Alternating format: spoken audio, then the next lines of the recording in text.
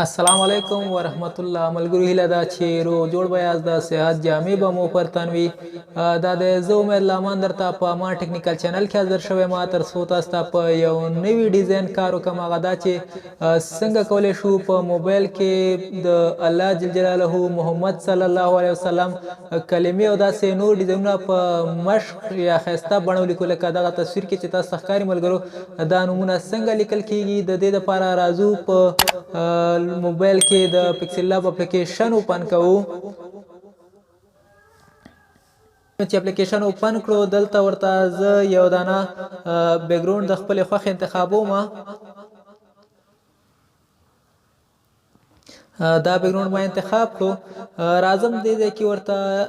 لیکنه کوم په لیکنه کې موږ یوازې غواړم د انګلیسي د تورو استفاده وکړم مثلا زه ورته لیکم چې A B دا چې ولیکله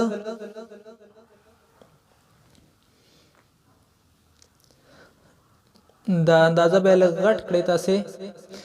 دلته راځم د فنډ برخې ته یا لیک بڼو ته دا داسې ښکته خواته راولم زه غواړم چې د محمد صلی الله علیه وسلم نوم دې ماته راکړي دې ځای کې ورته دا فنډ تبدیلوم دې ځای کې تاسو وګورئ ملګرو په دې ځای زه کلیک کوم کله مې چې پر دې ځای کلیک وکړو دلته به ماته په مختلف سټایلونو کې د محمد صلی الله علیه وسلم نومونه راکړي که چیرې مو په دې سټایل نه وي په کار د انګلیسي توري ورته بدل کړي مثلا GH دلته به یو بل سټایل راکړي وګورئ ملګرو له دې نه هم دغه یو حرف لري کې یوازې H پرېږدئ چې په سمه بڼه تاسو ته معلوم شي ګورئ ملګرو که چیرې مو دا نه وي په کار غواړئ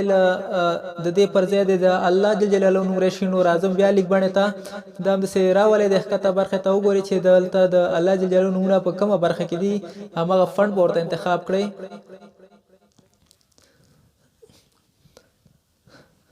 زه دا انتخابوم ښکاري ملګرو که دا سټایل مو خوښ ورته نه وي یو بل سټایل انتخاب کې کایل کې وګورئ په کایل کې په دې بڼه ده که دا هم نه وي یو بل وګورئ EF وګورئ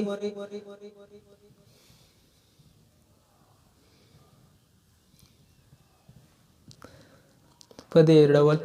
د نه هم دا E لري کې یوازې F پرېږدئ ګورئ ملګرو د الله جل جلاله نوم دی که دا مو چیرې په کار نه وي ضرورت ورته نه لرئ اندازه یې لږه کوچنۍ کړئ راځم زه غواړم چې ماته د بسم الله په یو ښایسته بڼه راکړي نو دا داسې ښکته خواته راولئ دلته به تاسو ته وګورئ چې کلمې په کوم ځای کې لیکل شوي دي په لومړۍ برخه کې دا وګورئ ملګرو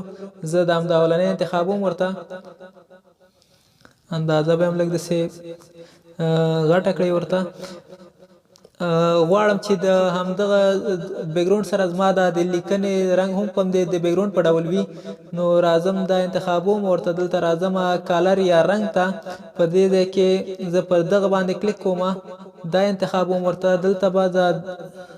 اندازه وګورئ ملګرو دا رنګ سره برابر شي په دغه ډول زه دا اوکې کوم کله مې چې اوکې کړو زما دغه لیکنه چې ده له بیکګراوند سره مناسبه شوه په هماغه ډول شوه نو همداسې غواړم چې دا سیف کړم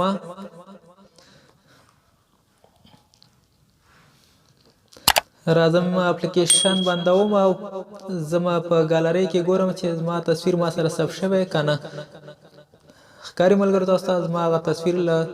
ما سره سیف دی نو دا وه د نن ورځې ویډیو هیله ده چې د خوښې وړ مو ګرځېدلي وي د نورو ښایسته ویډیوګانو لپاره زما چینل در سره